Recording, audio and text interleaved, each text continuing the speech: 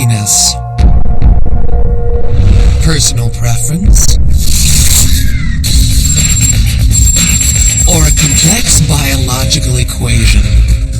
A new breed of researcher and a host of human guinea pigs uncover the surprising, sometimes shocking, science of sex appeal.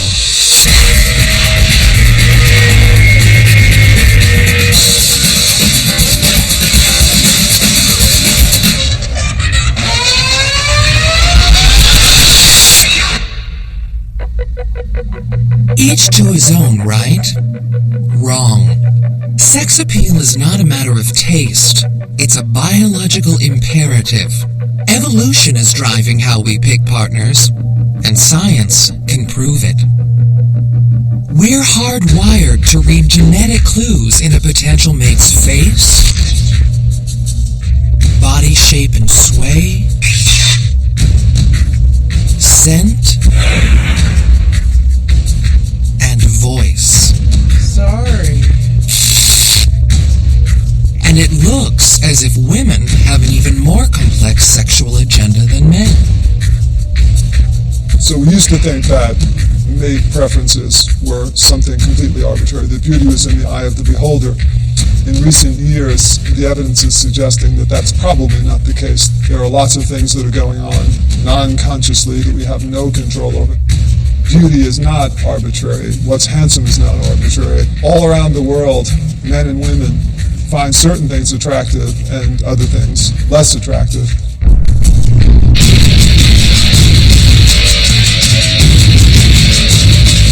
We all operate according to a genetic playbook. It tells us to couple with the hottest partner we can snag and makes us love being in love. Monogamy, even cheating, turn out to be programmed behavior. Everything is directed at passing on the best genes to our offspring and to giving those offspring the best shot at survival.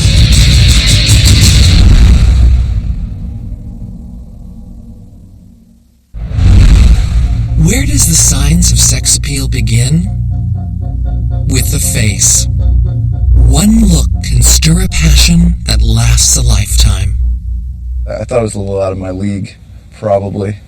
And that had a lot to do with her face. And, I mean, she's a beautiful girl. She's got amazing lips and a perfect nose. Her eyes, the shape and the color of them is pretty much ideal for me. I remember you had your hair so nice, you was dressed so nice, and your cheekbones. You have the highest cheekbones I have ever seen on a female. And I was like, is that real? The first thing I noticed were her eyes. And I thought she had really cute ears. And then I just kind of progressed from there downward. He had on really thick Coke bottle glasses. But I could see through that he had the most beautiful face and smile and big, huge brown eyes. And I just fell in love with just his whole little face. Across the centuries, certain faces have achieved immortality for their allure, their sexiness. For just as long, artists, scientists, and philosophers have tried to figure out just what makes a face drop-dead gorgeous. The Greeks believed the secret lay in a mathematical formula. Plato called it the golden ratio, an equation for perfection. Take a space and divide it into two parts. The golden ratio is when the relative size of the small part to the big part is the same as the ratio of the big part to the whole. It's about 2/3 of the way across. It turns out you can find the golden ratio in the structure of many living things, including human beings. Many anatomical proportions in the hands, feet, arms, torso, and face come close to matching this mathematical balance. Kendra Schmid, a statistician at the University of Nebraska, uses the golden ratio to rate a face's sex appeal. We started with having people rate a series of images based on their attractiveness. We did find that some features are more important to attractiveness than others. The width of the eye being equal to the distance between the eyes, and the ratio of the mouth width to the nose width being equal to the golden ratio is important. All Kendra has to do is mark key points on someone's ears, eyes, nose, and mouth, and her software calculates how close that face comes to the golden ratio. If you look like Greta Garbo, you'll score a 6.5. 10 is perfection, but anything over 6 is attractive. Nefertiti gets a 6.8. This is a picture of a volunteer, and she scored about a 4.7, and that's a pretty average score. Over 7, and you're a knockout. And then Kirk Douglas, who's also about a 7. Kendra's program and the golden ratio make no distinctions between male and female beauty, but masculinity and femininity have a lot to do with what makes a face sexy. Psychologist Lisa DeBrine has spent years analyzing male and female faces. She works at the University of Aberdeen in Scotland in the foremost face research lab in the world. Like Kendra Schmid, Lisa breaks down the human face into its component parts: the eyes, nose, mouth, and skin. These are pictures of an average woman and an average man. They're made from averaging together 60 different student-aged Caucasian women or men. And they can show us what differences there are between male and female faces. The female faces have a slightly smaller jaw.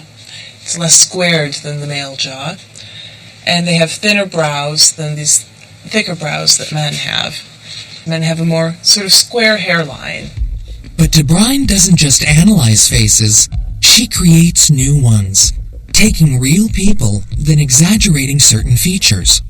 Here's an individual woman's face, and we can make her face more masculine. You can see her jaw getting slightly larger, her eyes seem to narrow, and the eyebrows come down.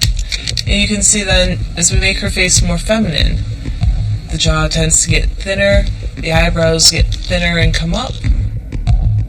Which of these faces do you find more attractive? This one or this one? DeBrine tested the masculinized, feminized, and unaltered faces on numerous subjects. 81% of the men preferred the more feminine woman, and a majority of women preferred the manlier man. The differences between men's and women's faces are caused by the sex hormones.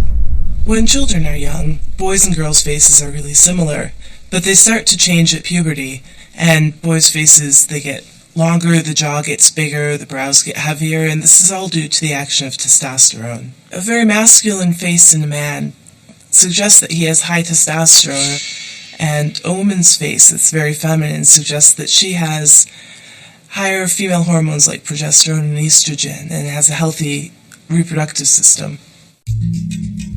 Most of us seem to be drawn to members of the opposite sex who got a strong dose of sex hormones during puberty. These faces indicate good health and fertility. When we say someone looks attractive, what we're actually saying is that that person probably has good genes. That person is probably reproductively healthy. If I pair up with that individual and we have children, that those children will do quite well.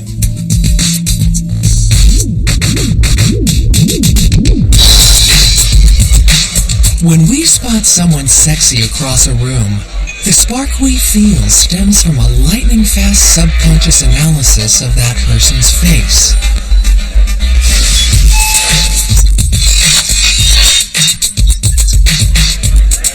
But the brain does more than simply assess a potential partner's sex hormone levels.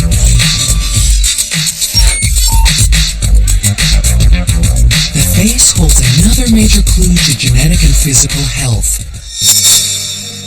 Symmetry.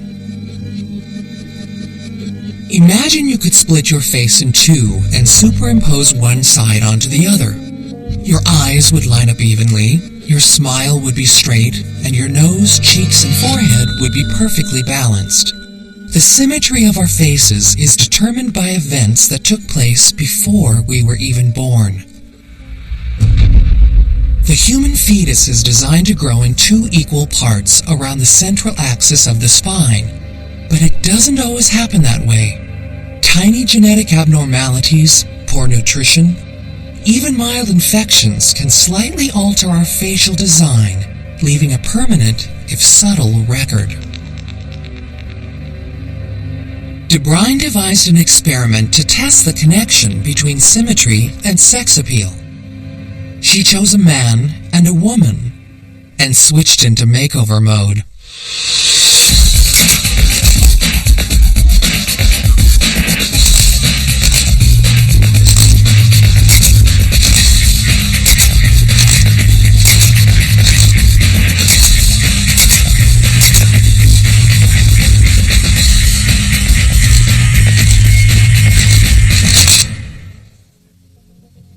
I'm moving the approximately 200 different points into the landmark places so we can determine exactly where the asymmetries lie. Then I can calculate what's a symmetric shape for her face and warp it into that symmetric shape.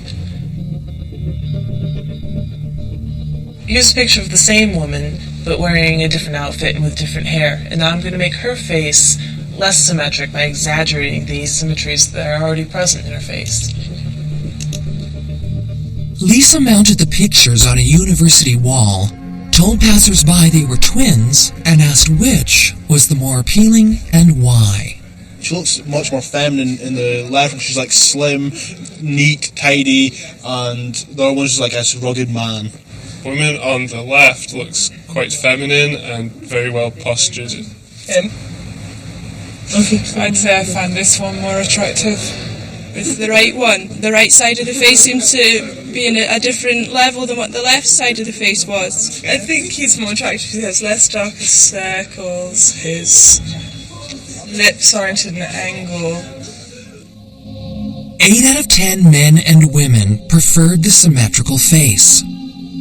They're subconsciously responding to fundamental clues about physical and genetic health. Clues planted in the womb. But just as we're looking for clues about other people's genetic health, we're trying to advertise our own. One of the strangest findings in face research is that faces can undergo subtle changes from one day to the next. De Bruijn has gathered evidence that women get more attractive when they're ovulating. We've done studies looking at how women's faces change across the menstrual cycle and compared what their faces look like at ovulation when they're most likely to get pregnant and at other times in the cycle when they're less likely to get pregnant, and had people choose between the two faces.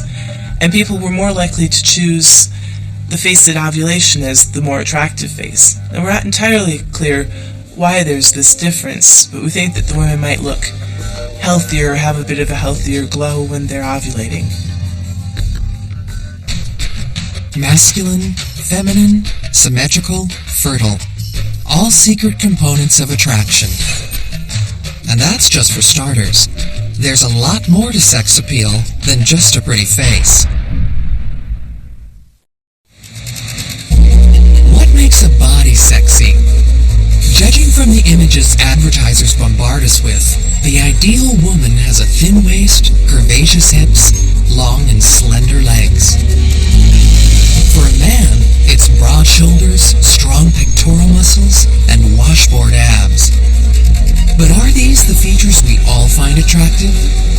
Science has unlocked the secrets to a sexy face. Now, it's time to move down. Sometimes she'll just give me a little flash, and that's... Sometimes. Yeah, I like that. Yeah, that's nice. He's proportional. He has nice thighs, too. He doesn't have that chicken leg syndrome, where they're real big up top and then have these little skinny, tiny legs. No, he has a great body. The first date that we went on, Jimmy had on this white miniskirt. The waist was very thin, and then all of a sudden, pow! Booty just out the window. She had a really nice body. She was built. really built. And that's what got me. And I didn't really go much further than that. At UCLA, Carrie Johnson is trying to work out which body shapes are guaranteed to drive us wild. She's photographed hundreds of different bodies and asked hundreds of test subjects to rate them. As her subjects view different bodies, she scans where they look with an eye tracker. Just look right in the middle, please. The dot shows where her subjects are focusing. The longer they linger on one spot, the bigger the dot grows. And you can see that he's looking all over the place. He spends quite a bit of time looking at the person's face. He's looking at her shoulders, up and down her body. He does look at the woman's breasts. That's not surprising at all. Our male participants, we would expect to look there more than our female participants.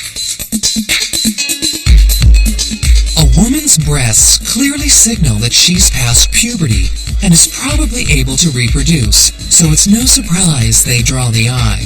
But they're not the only targets of a man's attention. Recent neuroscience has identified a part of the brain that's intensely active when it's looking at a human body. Carrie Johnson wanted to know just what excited this part of the brain. It turned out to be a tricky question to answer. If you're looking at a real person walking down the street, there are any number of things that could distract your attention away from the things that we're interested in as scientists. The person might be wearing a very low-cut dress and draw your attention to that region of the body. The person could be wearing jewelry, and all of those things muddy our ability to interpret what might be governing your judgments of attractiveness. To focus purely on body shape, Carrie designed a series of gray mannequins, with no faces, no breasts, no jewelry, all alike except in their body proportions. Then she asked subjects to decide whether the shapes were male or female. Man.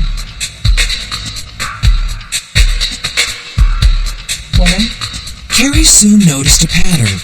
No matter what shape the body was, viewers looked most often at the hips and the waist. He had a very clear decision here. It was very easy for him. He looked at the waist and hip region, judged immediately that it was a woman, and looked very quickly to that category. This body is a little bit more ambiguous, and this scanning back and forth might imply that he is just not as sure about this body. All humans, Carrie discovered, use the hips and the waist as an indicator of a person's gender. The reason is simple. The sex hormones which surge through us at puberty dramatically reshape a woman's waist, from straight to more of an hourglass. Researchers have put a number on what appears to be the sexiest female body shape. Her waist should be 7/10 as wide as her hips. Artwork across the ages shows that this ratio, very similar to the golden ratio, seems to have been the ideal throughout human history. Even for Stone Age humans who carved this 20,000-year-old fertility statue. When we began this work, the dominant theory in why bodies were attractive really focused on one cue, and that is how curvaceous the body is. And it was theorized that this was because that particular body shape signified health or fertility. The most attractive women were those women that were healthy and that were able to bear children. But Carrie Johnson's research also uncovered what at first seemed like a serious contradiction to this theory. Although men found the fertile ratio of 7/10 attractive, they found 6/10 and 5/10 even more attractive. And at 5/10, the woman's waist would be so narrow she'd be unable to bear children. If it were the case that the body's shape is an important cue to health and fertility, then you might expect that judgments of attractiveness would be less for extreme bodies that don't actually exist in nature. In fact, we find the exact opposite. The most attractive bodies in our stimuli are the most extreme. They have the narrowest waist relative to the hips, so narrow that it doesn't exist in nature, and yet our observers say that's attractive. This seems to fly in the face of all the links scientists have found between sex appeal and health and fertility. But actually, it doesn't. Because the missing piece is that our brains judge how a body looks as it moves. In the 1970s, some of the first studies of human body motion were conducted by Johansen, who applied reflective material to the body's major joints, essentially ping pong balls or reflective tape. And he filmed people walking or doing jumping jacks, performing many activities. Now, when these videos were played back to observers, all you can see is those points of light moving. And the question was, can people even tell that this is a human? The answer was unequivocal, yes. Now this speaks to just how important the body is, and specifically body motion, for social judgments. So Carrie programmed a series of walks in her gray bodies, gave them a variety of waist sizes, and asked viewers to rate which combination was the sexiest. What we found when we looked at our participants' judgments is the bodies with kind of a straight torso, walking with a masculine shoulder swagger, were perceived to be attractive. And the bodies with an hourglass shape, who were walking with a lot of hip sway, were also judged to be attractive. Other combinations, not so attractive. Johnson seems to have uncovered a mental shortcut for reading cues of masculinity or femininity. In other words, we're lazy. Don't make me think too hard. Is this body worth mating with or not? What we think is going on is not really anything about health or fertility, but rather the combination of cues. This is an easy combination to understand. This is a masculine man. It's very easy for the person to process, and therefore it's very attractive. On the flip side, when you have a very feminine woman's body shape, it's very easy to process, and therefore it's more attractive to our observers. And what's true for the observer also seems to hold true for the observed. Carrie asked flesh and blood subjects to walk on a treadmill while she filmed them. She gave half of her subjects one explanation of what she was testing. What we're going to have you do today is find a comfortable walking speed here on the treadmill, and then we'll analyze your walk motion for its efficiency using a computer algorithm. Okay. And the other half, another. Then we'll video record your walking and show it to other people who will evaluate your sexual attractiveness. Okay? Carrie quickly noticed that the people who thought they were being rated for sexiness tended to exaggerate their movements, trying to look especially masculine or feminine. When we look at a woman, we expect her hips to be moving laterally a little bit more from side to side. When we're talking about a man's walk motion and a masculine walk motion, we're expecting his shoulders to swagger a little bit more. As well, the men might puff out their arms a little bit more to increase the visible size of their body.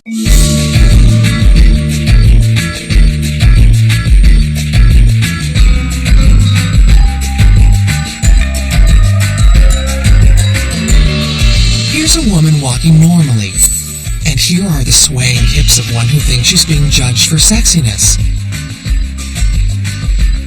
On the left is a man walking normally, and on the right, notice the swaggering shoulders of a man who's turned on the charm. We appear to have one mental mechanism that looks for people with sexy walks, and another that encourages us to walk sexily when we know we're being watched. The same urges govern the mating habits of the first humans. An irregular walk could betray genetic weaknesses and a limited life expectancy. A sexy strut broadcasts that you were healthy and likely to survive long enough to raise children. What evolution is about, and we are evolved organisms, is getting your genes into the next generation. And so we are extremely attentive to cues of how healthy this person is, how good are their genes. We have mechanisms that are designed to detect these subtle characteristics in other people. But not everyone has the perfect body or the perfect face. And here's where sex appeal gets ugly. 20 men and women are about to fight for the best mates, all in the name of science.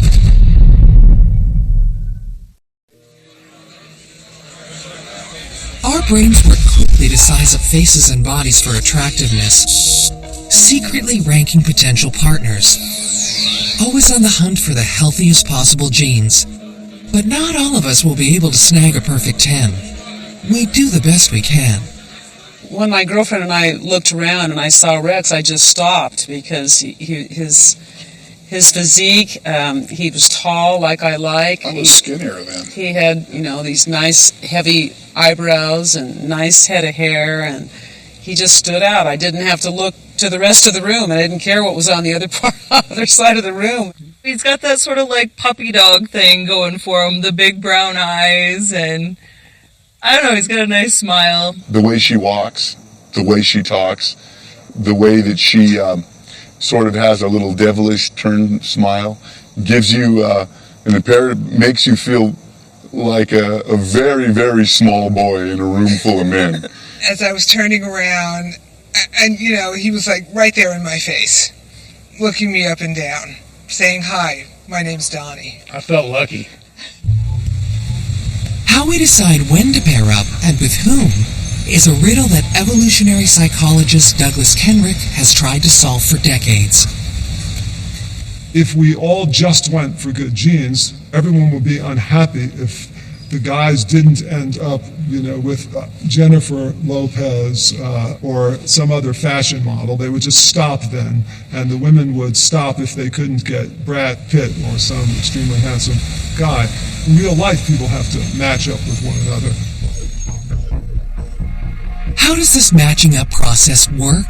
To find out, Dr. Kenrick gathered 10 men and 10 women from a fairly average range of physical attractiveness and prepared to perform a few experiments in human social dynamics. First, he stripped away as many differences as possible between the guinea pigs by dressing them in identical and sexually neutral outfits.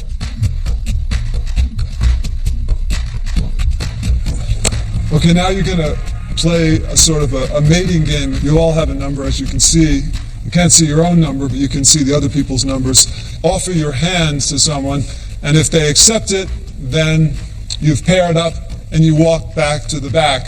If the person does not accept your offer, then you'd move on and offer it to someone else. Again, the task being to try to get the highest number that you can, and realizing that you have a number on your own head that they are responding to as well.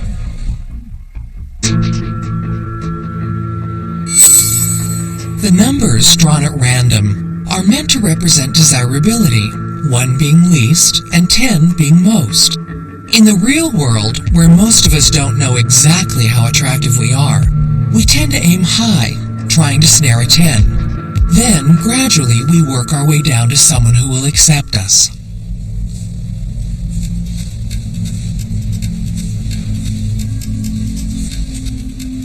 Some of the people are trying and not getting paired. The 2 people who were 5s have paired up with one another.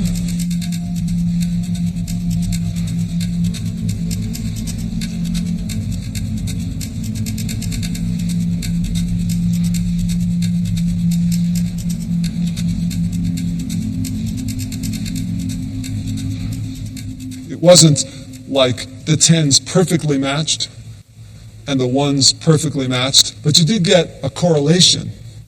The people with the high numbers were able to hold back a little bit longer, and they got more offers. The people with the low numbers didn't get any offers.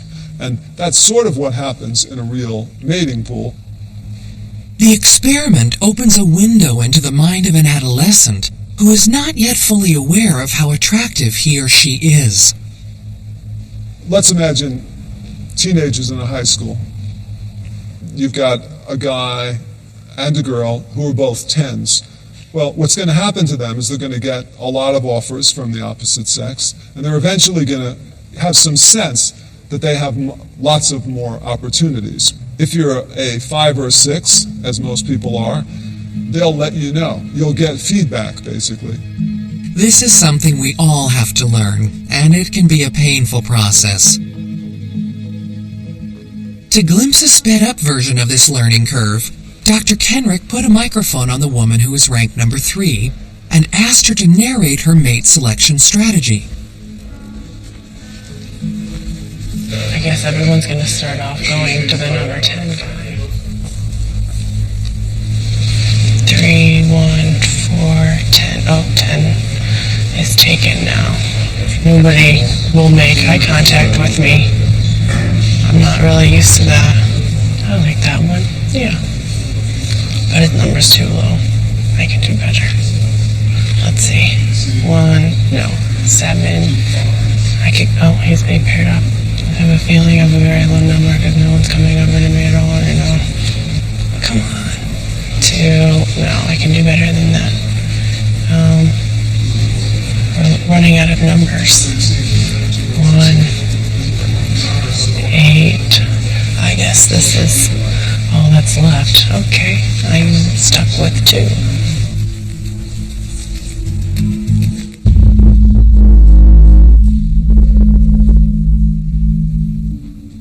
After using random numbers, Dr. Kenrick wanted to see how things would turn out if he let true physical attractiveness drive mate selection. When the volunteers first arrived, before the men and women met face to face, Kenrick had them rate each other's physical appearance on a scale of 1 to 10. He pooled the numbers for each person and came up with an attractiveness rating. Now it's time for the test subjects to try and reel in the most physically attractive person they can.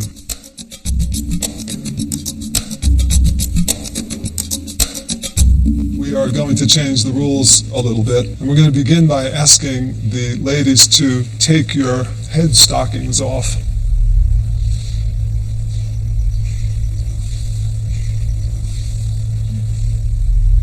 Okay, now if the guys would all remove their head coverings. Let your own preferences now, have their way. And again, keeping in mind the last game, try to get the person who you regard as the highest attractiveness in your opinion.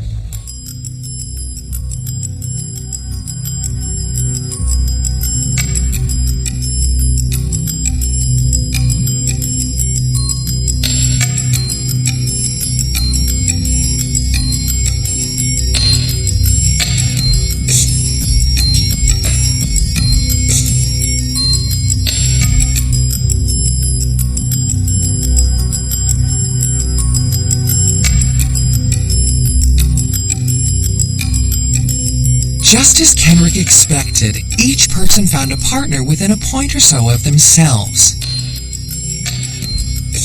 So is it really the case that from the day we're born, the die is cast based purely on the way we look?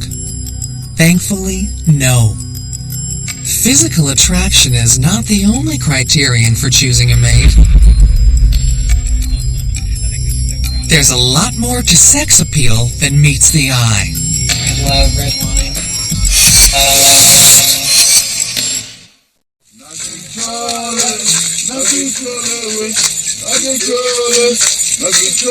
The Hadza of Tanzania, one of the last hunter-gatherer tribes.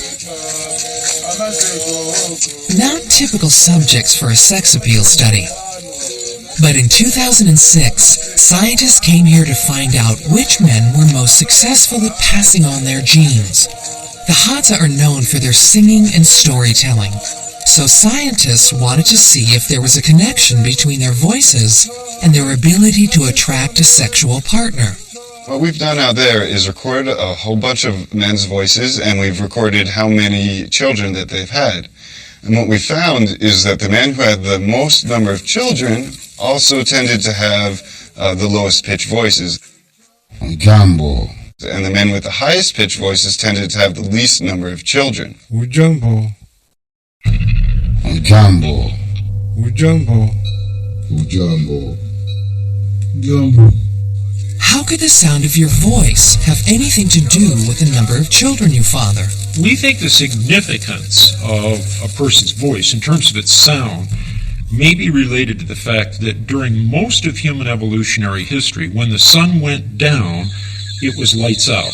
And therefore, at night, sound was one of the principal domains in which critical kinds of interpersonal interactions occur. At the forefront of these nocturnal interactions were seduction and sex. When a woman and a man out on a first date make small talk, a crucial internal antenna for sex appeal is hard at work. That antenna isn't focused on what they're saying, but on how they're saying it. I love red wine.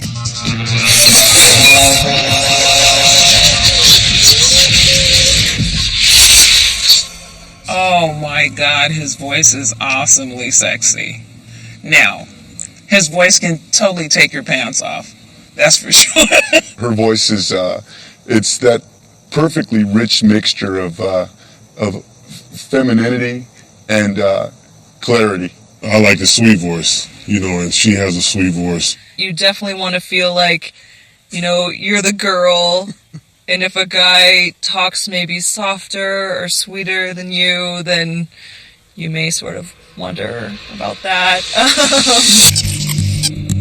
Dr. David Feinberg has been trying to discover what makes a voice attractive. There's a lot that we can tell from someone's voice, right just from the first time we listen to them. We can sort of tell how old somebody is from the sound of their voice. We can tell what sort of emotional state they're in. But one of the more interesting things that we've been looking at in our research is whether you can tell how attractive somebody is from their voice. When the sunlight strikes. Feinberg asked male and female students to rate a variety of opposite-sex voices for sex appeal.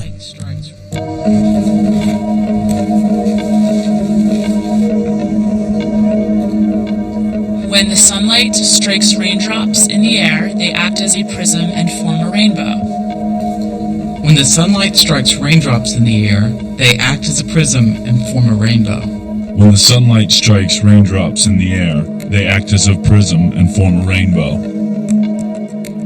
When the sunlight strikes raindrops in the air, they act as a prism and form a rainbow. Nearly across the board, men chose women with higher-pitched voices. I found the high-pitched voices better. It sounded more feminine. It really sounded more like someone who was younger, close to my age, and probably more fit. I thought it was healthier and younger and sexier. When we think about women's voices, the first thing we might think is men are really liking these soft and low sort of voices. But what our research shows is quite the opposite. One of the main reasons why is that younger women have higher pitched voices, and women with higher estrogen levels also have these higher pitched voices. And it will probably come as no surprise that women chose men with deeper, more masculine voices. It just sounds better when they're deeper. Definitely find a deep voice more attractive for a man. The deeper voice, it just seems like they might be stronger or bigger, maybe, than the higher-pitched voice. The pitch of the man's voice is really related to how much testosterone the man had at puberty. So men with a lot of testosterone at puberty grow these really low voices, and men with not so much testosterone at puberty have these higher-pitched voices. So when women listen to these voices, they may not know that they're picking up on these testosterone cues, but their behavior is acting as if they sort of unconsciously know what's going on here. What's going on is that women are reacting to clues that reveal much more than the shape of a man's vocal cords. Because testosterone levels in a pubescent boy don't just create a sexy voice, they build a sexy face and usually a sexy body too. Just as in women, high estrogen leads to a more attractive face, waist, more attractive breasts, as well as a higher voice. And there's a fascinating twist to this tale. As women's faces become more appealing during ovulation, so it turns out, do their voices. 1, 2, 3, 4, 5, 6, 7, 8, 9, 10.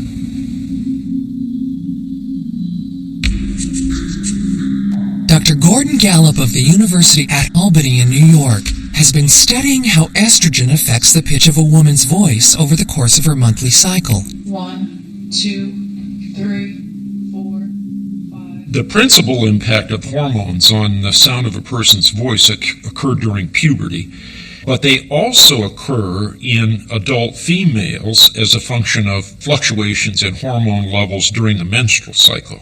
10 men have volunteered to rate the attractiveness of 10 female voices. 1, 2, 3, 4, 5, 6, 7, 8, 9, 10. At the end of the experiment, Dr. Gallup reveals a surprising bit of information to his subjects. You may or may not have noticed that some of these voices came from the same females. In fact, there were 4 females who participated in this, and we recorded each of their voices at different times during their menstrual cycles. This is the voice of one of the women. 1, 2, 3, 4, 5. And here is her voice again at a different point in her cycle. 6, 7, 8, 9, 10. The second recording is ever so slightly higher pitched than the first. 3, 4, 5, 8, 9, 10. It was recorded when the woman was ovulating, at her most fertile. It really did make a difference. I definitely rated them differently, not knowing that they were the same people. We all seemed to pick the ones that were the most fertile, so it was pretty surprising to me too.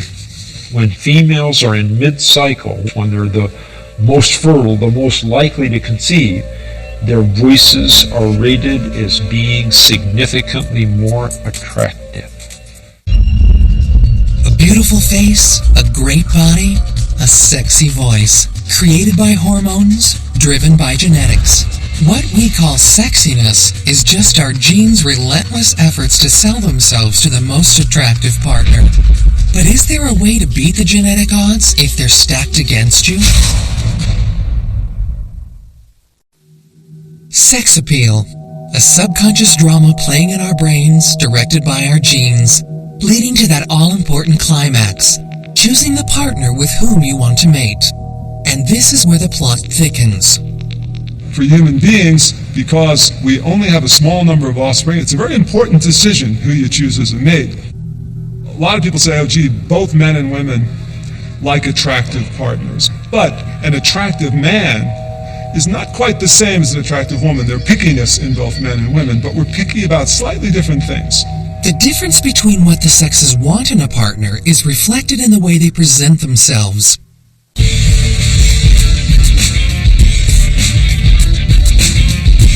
Women are the fairer, more ornamented sex, but in the animal kingdom, it's different. Males have developed elaborate adornments to attract the attention of would-be mates. Male peacocks have eye-catching feathers. There's the bold mane of a dominant lion. Human males don't sport such obvious anatomical adornments, but there's one thing they do have. Toys. A car says a lot about you. It makes you look more stable. It makes you look better. It attracts more. It brings those eyes from the ladies. I mean, that's what it is. A car, in a way, makes you. It's what you drive is what you are. So human beings, as typical mammals, the selectiveness of females for dominant males leads to competition amongst males. It leads to various kinds of showing off. It's sort of the same thing in a lot of other mammalian species. If you go up to the Rocky Mountain National Park, you'll find those bighorn sheep. The males arrive before the females do, and they butt their heads against one another. The females don't even care to watch the competition. What the females want to know is who won. And so, in some sense, these auto clubs are probably very similar to that. That the men are just saying, hey look, the other guys look up to me. And what the women are paying attention to is which guy is at the top of this status. They let the men do the work of deciding who's on top, and then they choose them as mates. Well, we want somebody, that, I would call a boss, that's, doing big things, that's handling his business. So, he has nice clothes, dressed nice car. I mean, he takes care of himself. He cares about his appearance. The reason women are choosier about men is because sex can be much costlier for them. Men can have sex and walk away. Women could face 9 months of pregnancy and years of childcare. Women want good genes and deep pockets. A good analogy is this: if you're going to go out to eat in Los Angeles tonight, you're going to spend $200. You'll read the restaurant reviews, you'll be very careful, and you'll be very disappointed if you don't get a really good meal. If you're going to spend $5 and get something off some guy on the street, you'll be happy with a lot less. Now, from the perspective of evolution, Men have the option, all mammalian males have the option of a $5 dinner. Females do not. Women's desire to share the burden leads them to search for clues beyond simple physical attractiveness. Clues to a man's status, wealth, and overall suitability as a partner and protector of her and her brood. Researchers in Austria have shown that women can actually change their perception of a man based on the car he drives. They asked women to rate pictures of the fronts of cars, just as they would rate photos of men.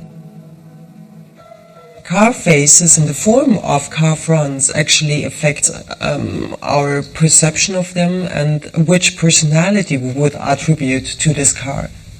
Women actually prefer cars which show dominance and power, which could also have something to do with the fact that we assume that this kind of car is safer and it's usually the more expensive types of car. A lot of what goes on in mating is truth in advertising. People are basically trying to say, here's what I have going for me, and they try to amplify it. I mean, he might not be the most attractive, but when you find out, you know, that he's got it together, he's got swag, he's got style, he's the top dog, that makes me want him, you know, opposed to the other ones, because he's a top dog. The bottom line is you need a tight car, a nice car, to get a nice chick. Men prioritize physical attractiveness, women prioritize status. So clearly, status, if a man has status, it can make a big difference. Even though I was supposedly in love with this other guy for about 3 years, I'm still looking around. I still don't have a ring, so I'm looking around, and all of a sudden I saw Rex, and he just stood out, and I asked to borrow a pin. And he hands me this gold cross pin. Of course, I'm impressionable. I'm thinking, wow, this guy's classy, a gold cross pin. Also salesman, you know. I felt so pathetic. I was like, how am I possibly going to be able to like impress this girl or take her out on a date? I'm literally collecting an unemployment check right now. I might as well live in my mom's basement. There's no chance. I have no chance. But I knew that he had another job. Like, if you were just like indefinitely unemployed, I would not have gone on a date with him. That's what did it. One gold pin. Human reproduction is not just about sex, okay? Choosing a partner is a small part of the game. You then have to keep that partner. You have to build a nest, in a sense, with that partner, and then you need to raise children together. And so even attractive women will marry men who are not as handsome as they are beautiful because they're trading for other sorts of characteristics, for resources or commitment. A small experiment reveals just how directly social and financial status can change a woman's perception of a man.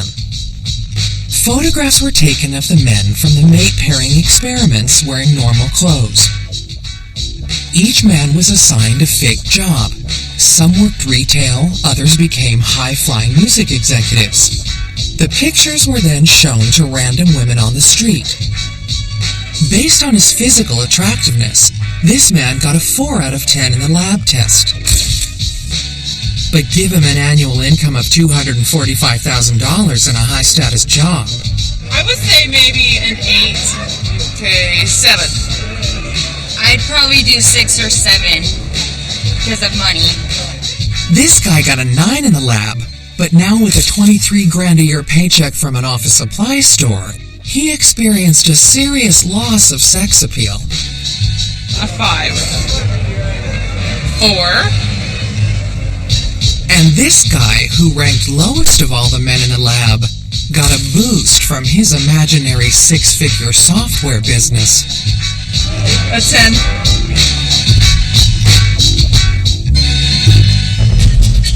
While men may be happy with a great face and a sexy body, women are turned on by both health and wealth. But this is not the only difference between the sexes. Female choosiness goes much deeper and relies on a sexual radar that no man can detect.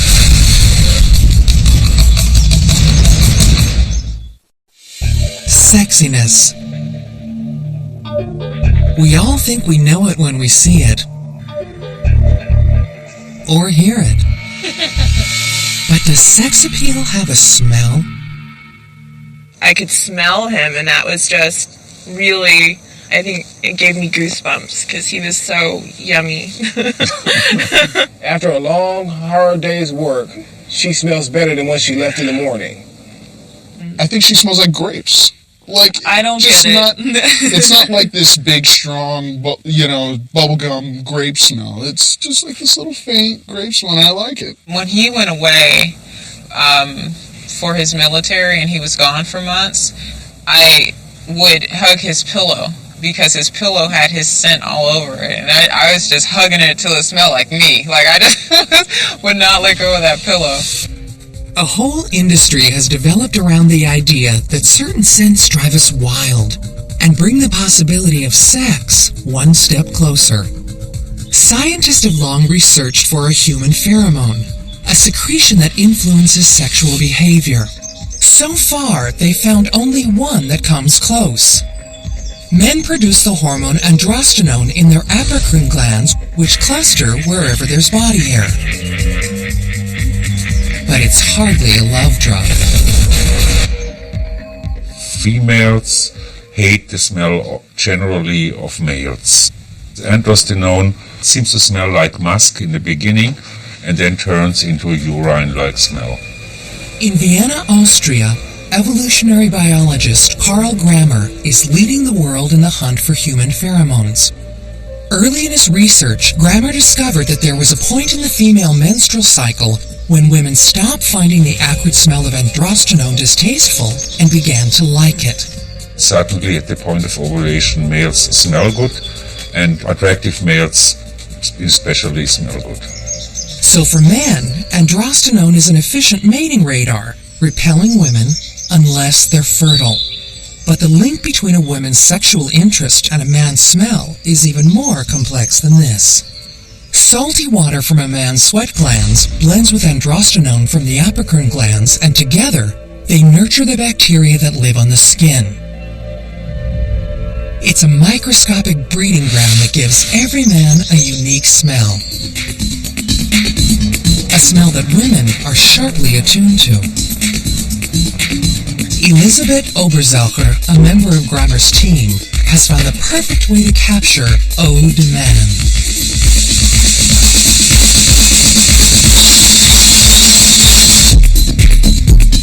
We're having these boys run on the treadmills right now to make them really sweat. We want to find out whether there is a specific preference for the odor of one guy, which is the same for all the girls, or whether it's a sort of matching system where one girl prefers the odor of one guy and the other girl might prefer some typically different odor. The men leave a sweaty fingerprint on their t-shirts, one that tells a woman more about them than they would ever guess. Odor, for me, is a very interesting signal because it affects us on a very subconscious level. So we cannot really consciously interfere with what odors do to us, how we perceive them, and so on. In our brain, the processing of odors is very closely related to emotional responses. Not only emotional responses, but genetic ones. There's an intimate connection between how we smell and what's called the Major Histocompatibility Complex, or MHC. MHC is a section of our DNA that determines which diseases our immune system is equipped to fight. There are about 100 genes within this region, each with many different variants. No two people have the same MHC combination, and no two people smell the same. We don't really know so far how our immune systems get into our body odor, but there is scientific evidence that they are linked. Our immune system actually determines which bacteria can live on our skin, and the bacteria is actually what makes our sweat smell. So how do women react to men's sweaty t-shirts? The basic answer is not too surprising. Unfortunately, the most of these smells are not very sexy. And sometimes it's very hard to smell the differences between them. Yeah.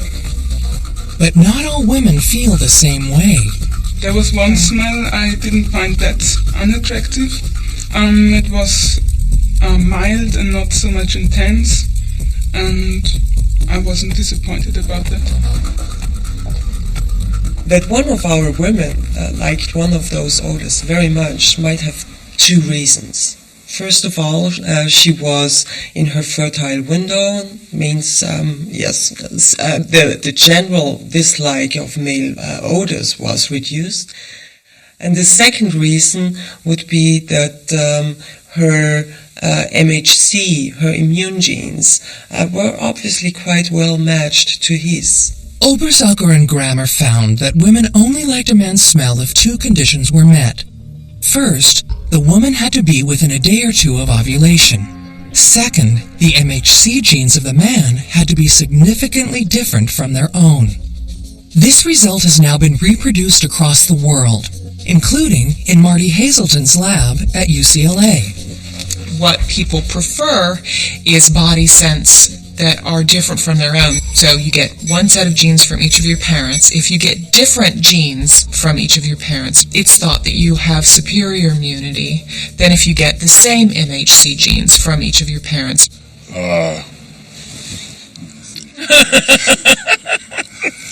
This weekend we were lying in bed, and he was like this, and he's like, "Why are you doing this?" He had his arm up, and I was like, I buried my face in his arm. Let's preface this, I don't sweat that much. If I were comparing the smell of Rex to a fine wine, I would say smooth and mellow and very delicious. That's good. I like that. I thought you'd say musky and old. No, not a chance. Women's noses really may be helping them sniff out a suitable mate, and at the time in their monthly cycle when they're most likely to conceive. But Oberzucker's team had a hunch that women's sense of smell was also doing something else, steering them clear of relatives. To test this, they tried a variation on the smelly t-shirt experiment. Among the t-shirts being rated, Oberzucker placed one belonging to a woman's brother or father. When confronted with the sweat of a family member, the related woman had a strong and strikingly negative reaction. It's actually this dislike of closely related people is a sexual dislike. So this is a sexually repellent odor. Now we actually think that the major role of dislike of similar odors would be in incest avoidance, because closely related individuals will have a very similar immune system and therefore very similar odors.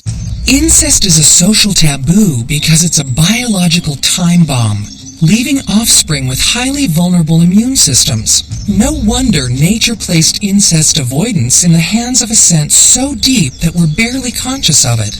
Evolutionary scientists believe early humans relied on the sense of smell much more than we do today.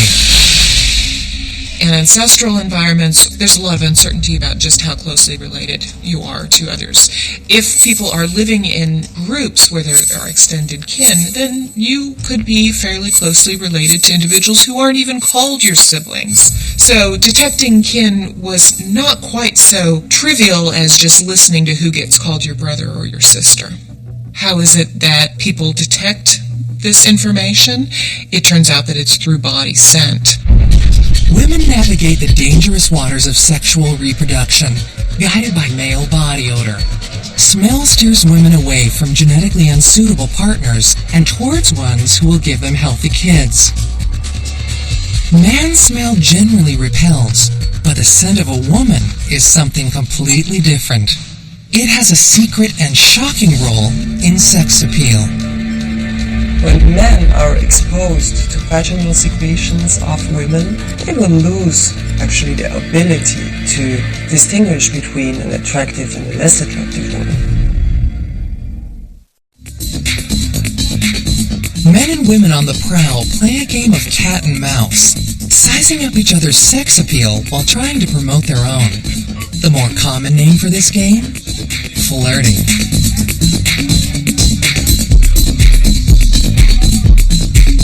Alright, so how do I flirt? Not a bad flirt. I say, tend to smile a lot, so that happens. I play with my hair. I think I flirt with my eyes, body movements. I'm not the aggressive type, so I sit back and maybe try to catch some eye contact. Well, I have the long hair, so I usually toss that around a little bit and give my sexy eye. It's a game we instinctively know how to play. And nowhere is it played more urgently than at a speed dating session. I'm extremely strong, on the outside, but I need, an emotional support. I would like to learn how to tango. Very strong. Are you ready to school? Marty Hazelton studies speed dating from an evolutionary point of view. Speed dating is men and women competing with one another in order to impress the most attractive members of the opposite sex. The goal of each sex is to find a good partner, but their methods differ. Men talk about their occupations, talk about their jobs, where they got their degrees. Women may be amping up signs that they are attractive, indications of youth. Hazelton's research has tried to predict the outcome of speed dates by looking at facial expressions. She found that only one gender actually showed its cards. A naive observer who's just viewing a videotape of the man interacting with a woman could guess at an above-chance level whether he's really interested in her, but he could not guess whether the woman was interested in the man. Most of what a man needs to know about a woman is obvious. Her face and body are billboards for her genetic health. But because women look beyond genes, they care about a man's status and resources. And that information has to be teased out. Women are seeking to elicit information to assess how good of a mate he might be. So they act like they're interested, ask lots of questions, and what is men's response? To do some peacocking, in a sense. We've all seen it happen. Men think women are into them, and they're usually wrong. Yeah, I'd probably do it again. It was a fun experience. It was amazing. The ladies are good. I don't know if I will be doing this again. But it turns out men can't be blamed for thinking they're God's gift to women. You ask a man to assess her level of sexual interest, and he will tend to rate it on the medium to high side. You ask a woman to assess the level of sexual interest, and she'll assess it on the medium to low side. The evolutionary explanation for this is that for men, underestimating a woman's sexual interest, that actually could result in a missed reproductive opportunity, which had huge costs in the evolutionary currency of reproduction. Better for a guy to try and fail than not try at all.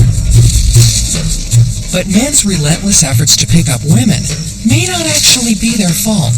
More than a decade ago, primatologists discovered that male monkeys pay no attention to sterile females in mating season. But if those females were smeared with sexual secretions from fertile females, males suddenly went crazy for them. The secretions had a specific odor and chemical makeup. Scientists gave them a catchy name: copulins.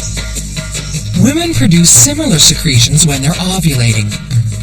Are copulins another hidden weapon in women's armory of attraction?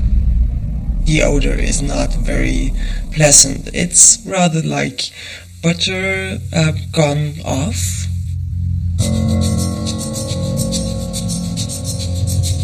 In Vienna, Karl Grammer and Elisabeth Oberzelcher created artificial copulins and designed an experiment to find out what they did to men.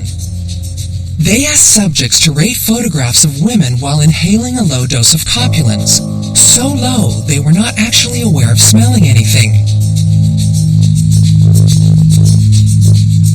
The results were startling.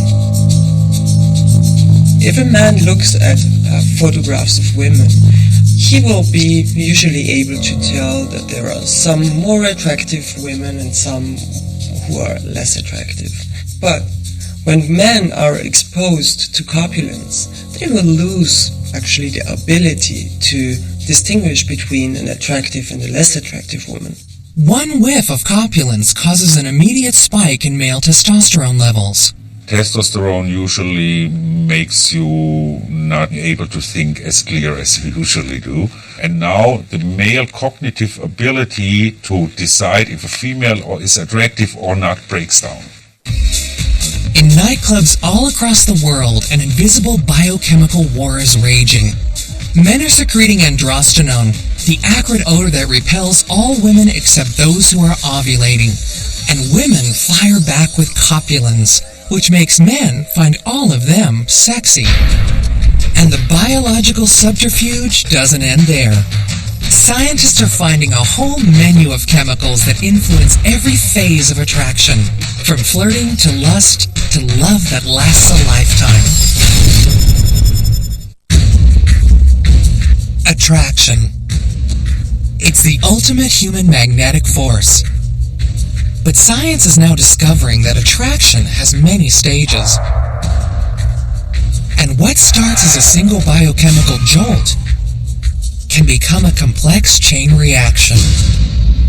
We'd kiss and talk and kiss and talk. So it took a while to get it all out, I guess. I don't know. But the kiss was quite passionate and a lot of fun. That kiss, yeah, that did it that night. I kissed him at the door. I don't even know if he knew. It's like the movies. I laid on the door and I was like, oh my God, I really like him. A lot is in a kiss. You're seeing them, smelling them, tasting them, touching them, and hearing them. All of your senses are engaged. So I'm not surprised that a great many people have reported that the first kiss was the beginning of a long, wonderful relationship or the end of it. Men have a good deal of testosterone in their saliva, and so when a man and woman are kissing, she is receiving that testosterone, and testosterone is the hormone of sexual desires. Testosterone, the lust drug, drives men to compete for women, then mate with them. Women's behavior changes men's testosterone levels, and that changes the way men behave towards the women. Testosterone also encourages males to be more competitive, and the more competitive the male, the more his mating opportunities. Testosterone is at the heart of a woman's sex drive as well.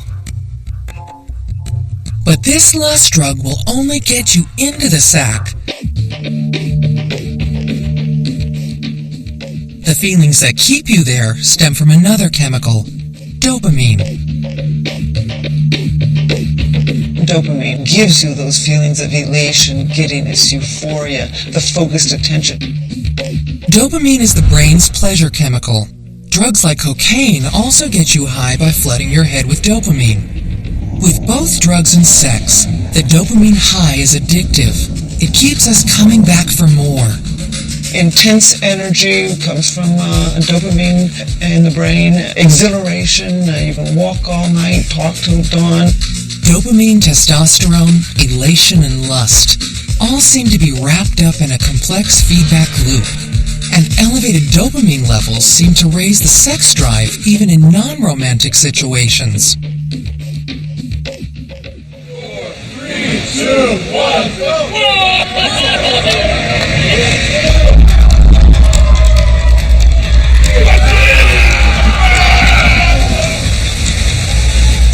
Thrill sports like bungee jumping deliver a huge dopamine rush. In the experiment to see how status affected men's sex appeal, several women rated this man's photo. 5, 4, 4. How do you think a group of women who've just done a bungee jump will rate him? 6, 7, 9. And I was just so excited, and the only person I could think of was my boyfriend. And when I saw him, he was really the only one I could see, and he looked amazing to me. All it takes is a shot of dopamine to the brain to put us in the mood, and then having sex makes us want more. Sure, if you feel euphoria, you want to experience it again. You go back for it. You can become addicted to it. You look for it again. You work for it. If testosterone triggers our sex drive and dopamine makes us addicted to the pleasure of sex, is there a chemical responsible for falling in love? In 2004, Dr. Lucy Brown and Dr. Helen Fisher began scanning the brains of young couples to see if they could detect physical evidence of love. Well, first of all, Julia, thank you. I'm always, we're doing this brain scanning, and we're scanning people who've just fallen madly in love. And how long have you been in love? 2 years and 8. When I set out originally, I was absolutely convinced that there would be a brain system associated with intense romantic love. It's too strong. It's too obvious. The poetry, the songs, the novels, the stories, the myths, the legends. It had to be a very basic brain system that evolved for a very important reason. And so I was pretty convinced we would find the brain in love. They put test subjects inside an MRI scanner and had them look at 2 photos. One of their significant other and one of a casual acquaintance. We wanted to find the part of the brain that was specific to looking at the beloved. So not just the visual system, there are face areas in the brain, there are all kinds of areas. What would be specific only to the beloved? The first thing Brown and Fisher noticed when the subjects looked at their significant others was activity in a part of the brain called the ventral tegmental area. This is where dopamine is made. That wasn't all they saw. They also found activity in an entirely different region, a primitive part of the brain called the caudate nucleus. It's where many factors from our past experience and present environment combine with dopamine to produce an experience. This is the brain system that gets galvanized when you want something, when you crave something, when you focus on something, when you try to win something. The mental difference between lust and love boils down to this one structure in the brain. Lust is a thrill-seeker's high, one that fades with time. But falling in love rewards those who relentlessly pursue a goal, to be with their loved one. You can feel the sex drive for somebody and not be in love with them. And you can be in love with somebody and never have had sex with them. So they are different brain systems. This evolutionary drive to both seek and stay with a partner is rare in the animal kingdom. Only 3% of mammals do it. Why do we form pair bonds? Around the world, men and women pair up to rear their young. And in fact, this is extremely uncommon among our mammalian relatives. Fisher believes that the roots of love may be linked to the one thing that separates us from our primate cousins, standing on 2 feet. With the beginning of walking, women began to have to carry their babies in their arms instead of on their backs. And I don't see how a woman could have carried the equivalent of a 20-pound bowling ball in one arm and sticks and stones in the other arm and protected herself. So she began to need a mate to help her rear her young. Pair bonding became essential to females and suitable to males, and we evolved this brain system for attachment, that brain system associated with human love. Desire, lust, and love. A chemical roller coaster deep inside our brains. But the ride doesn't end there. Chemistry brings us together. A startling new finding suggests it also drives us apart.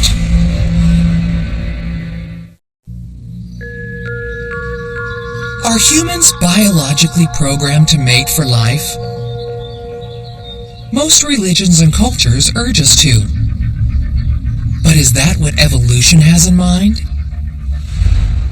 Human beings can play more than one mating strategy. Okay? It isn't like we have rigidly one kind of mating instinct. Human beings may choose to mate in a monogamous fashion, one man, one woman, and they may stick together with that person, or they may choose a different sort of a strategy, which is more like other mammals do, which evolutionary psychologists call an unrestricted strategy, in which people don't commit to one another. And you've got multiple sexual partners. It's long been thought that males are the more promiscuous sex, that they're the ones who play the field. After all, their involvement in child creation need be little more than a one-night stand. But new research is showing that women may also seek sexual variety in the most subtle ways. It's been proven that women tend to prefer guys with masculine faces. Well, some of the time they do. It depends on how close they are to ovulation. Here are two different versions of the same man. Women prefer the more masculine one when they're ovulating, the more feminine one when they're not. The preference for masculine traits at peak fertility makes sense, but the next piece of the puzzle is a bit of a shock. That preference is not just restricted to single women. Women, even married ones, may be biologically driven to promiscuity. So, women might choose as a long-term mate a partner who possesses good dad traits, kind, willing to provide for a woman and her offspring, then, under certain circumstances, engage in unfaithful behavior in order to gain access to those sexy traits, those traits that are indicators of good genes that she could then pass on to offspring. When would this be for a woman?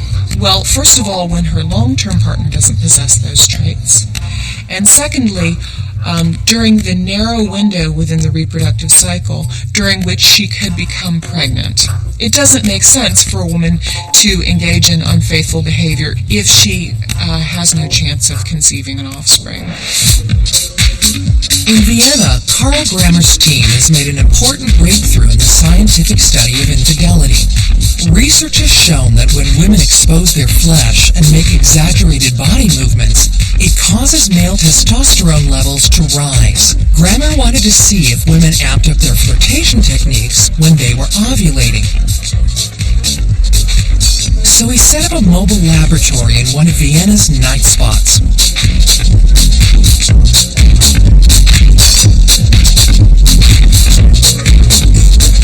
Each woman gave a saliva sample which pinpointed where she was in her menstrual cycle and said whether she was single or had a steady partner. Then Dr. Grammer recorded how they danced. Und jetzt tanzen.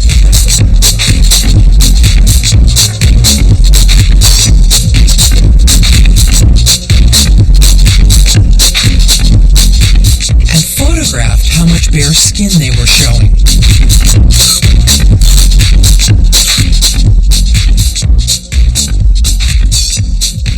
We use the outlay program and we go around with the pointer and mark the whole outline of the figure first. Then we measure the amount of pixels. These are 40,000 pixels in there. And the second step is then to mark only the skin. So now we have the skin only, and we have a percentage measure of the skin shown. We have 11,000 pixels. She is showing 25%. Enough for a very cold autumn evening. We have a digital movie now, and what we basically do is we try to identify regions in the film where motion occurred. So there are little arrows which depict the motion, the direction of the motion, and the amount of the motion. When they added up how much women moved when dancing and the amount of skin they exposed, and compared it to the women's questionnaires, they reached a stunning but consistent conclusion. Actually, we found something quite shocking in our research. Those women who actually had a long-term partner but went out with a friend, not with their partner, were those who sent the most sexual signals. So who exposed most of their skin and moved most attractive. Women who were ovulating were more flirtatious. Not only that, women who were ovulating and had a steady partner were the most flirtatious of all. Women provoke competition by going out on their fertile days having their long-term partner at home and sending sexual signals, and then, yes, maybe do some double mating or whatever. Infidelity is not solely men's territory. Women also have adaptations that can lead them to stray from their long-term mates. Helen Fisher studied couples around the world to see how long they stayed together. She discovered a dramatic spike in breakups around 4 years into a relationship. I've taken a look at divorce in 58 societies, and I've looked at adultery in 42 societies, and I've looked at pair bonding in cultures around the world. And as it turns out, I think we've evolved what I call a dual reproductive strategy, a tremendous drive to have sex, fall in love, form a pair bond, and raise your children as a team, pair bonding. And I think we also have a tendency to stray. Has evolution programmed us to stay in love just long enough to raise a child to the point where one parent can care for it alone? Does lifelong love have any role in the biology of sex? If men and women are fundamentally built to stray, is there any hope for love? Biology and evolution seem to say no, but there's evidence all around us that humans can and do mate for life. And many of us are very happy. Love is so many different things to so many different people. The spiritual aspect of love is absolutely thrilling. The memories are thrilling. Looking at your own children growing up is thrilling. This can happen to you at any time in your life. It only takes one night of passion for genes to pass into the next generation. But humans are special in the animal kingdom. We form long-term bonds. Human reproduction is not just about sex, okay? Choosing a partner is a small part of the game. You then have to keep that partner. You have to build a nest, in a sense, with that partner, and then you need to raise children together. You need cooperative alliances with other people. If the chemistry of passion and love can only reliably keep a couple together for a few years, what keeps some people attached for a decade or more? Enough for children not only to survive, but prosper. The answer comes from another monogamous animal. 90% of North American prairie voles spend their entire adult lives with one partner. When scientists looked in the brains of monogamous male voles, they found high levels of a hormone called vasopressin. But when they scanned the brains of promiscuous male voles, the vasopressin levels were drastically lower. So is there a monogamy hormone at work in men, too? It seems so. We've always known about vasopressin as a hormone that was important for kidney function and important for water retention. This has been a big surprise that it may play such a role in pair bonding and in social relationships.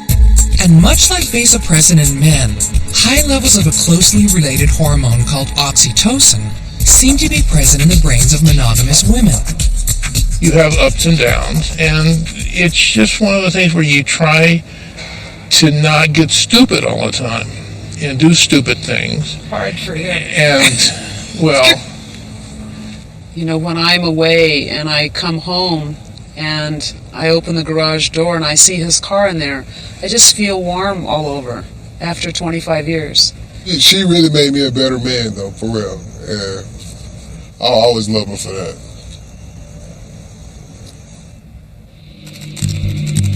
Over the past decade, Helen Fisher and Lucy Brown have studied thousands of people in lust and in the early stages of love. Their latest experiment? Scanning the brains of those who have been in love for longer than 10 years. They wanted to see if the MRIs of these people's brains showed similar activity to those who had just fallen in love. Does the mental chemistry of love endure, fade, or change? I think that we've evolved three distinctly different brain systems for love. One is the sex drive, the craving for sexual gratification associated with testosterone in both men and women. The other is romantic love, that elation, the focused attention, the obsessive thinking of early love. And the third is attachment, that sense of calm and security you can feel for a long-term partner. So after we finish up, do you want to go to lunch? Sure. Okay. Peter Cove has been married to his wife Lee for 24 years. They have 2 children together and run a small business in Manhattan. They are the epitome of love and happiness. My love for Lee is much stronger and deeper now and more complex than it was when it first exploded, and that's the word I would use. There was an explosion at the beginning. That explosion powered the love that has developed over the decades. Peter agreed to put his love to the test in Helen Fisher's study to see if his brain still pulsed with amorous excitement after 2 decades of marriage. It is scary. I mean, just think about the idea in the future that a couple is going to get married. It's determined that one or both of them aren't really in love. What do you do with that? Do they then break up? Do they go to a counselor? I mean, how do you handle that?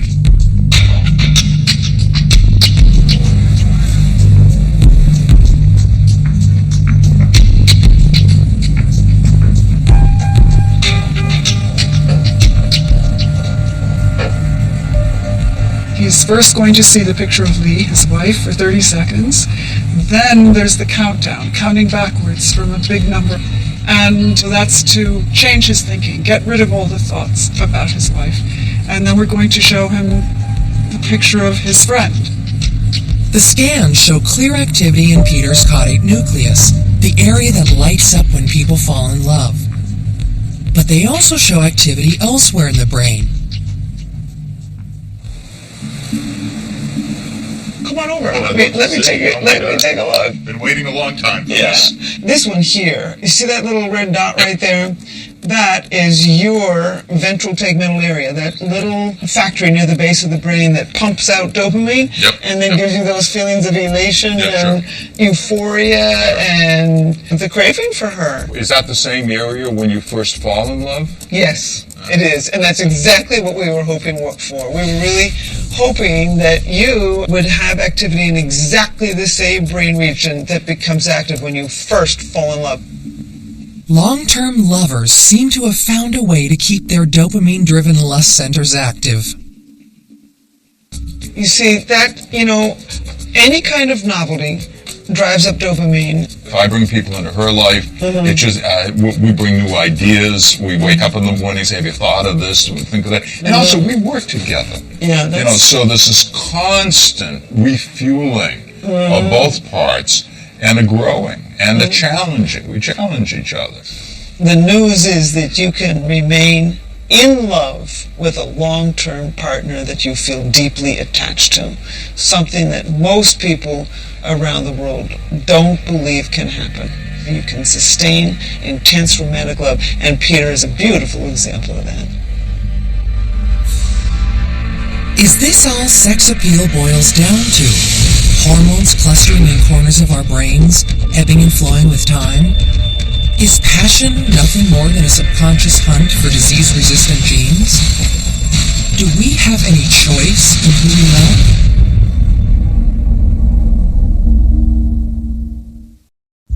Masculine. Feminine. Over millions of years of evolution, our senses have become incredibly attuned to every single aspect of sex appeal. A man and a woman spy each other across a crowded room. He sees in her things that are cues of her age, whether she's youthful or not, things about the way that people adorn their bodies. For a woman, it's the same way. How facially masculine is he? Things about social class. All of these things combine in a fairly complex way, but human psychology possesses such a keen ability to extract those cues and from them to make guesses about a person's suitability as a mate. Our brains take us on a relentless search for the perfect genetic match. We decode faces, bodies, voices, 1, 2, 3, and smells. The chemicals of desire may lead to sex, and lust may turn to love. Sex appeal is a combination of primal genetic and chemical forces drawing us toward healthy partners. But completing the evolutionary cycle, raising children until they too are sexually mature, takes something much more than hormones. Something uniquely human. The ultimate evolutionary goal is still the same thing. It's to replicate your genes. You do that in different ways at different phases of your life. And that often involves making a choice and staying with the same partner, as many human beings do. People often wonder whether they are controlled by their genes, whether we're just hormones and chemistry on feet. Absolutely not. You make decisions with your life. That's why we evolved this giant brain, in order to make decisions. People say no to alcohol, they say no to gambling, they say no to drugs, they say yes, I'm going to work harder, yes, I'm going to stay in this relationship. The human brain, the beginning and end of sex appeal. First, it drives us subconsciously toward the best possible mates. It buzzes with chemicals as we fall in love. And then, year after year, the conscious mind resolves arguments, says sorry, keeps us together so that our children can grow and begin the cycle of evolution again. It's a decision. People have to decide if they want to be with that person. And when they make that decision, then everything else starts to fall in place. And you don't take each other for granted. Marriage is definitely work and a journey. It's not an overnight success thing. You got to work at it. It's a family that you pick. I mean, you don't have any choice of your own family. You're born into it. But you do have, hopefully in most cases, the choice of who to be with once you've become an adult. Yes. I love you. I love you too.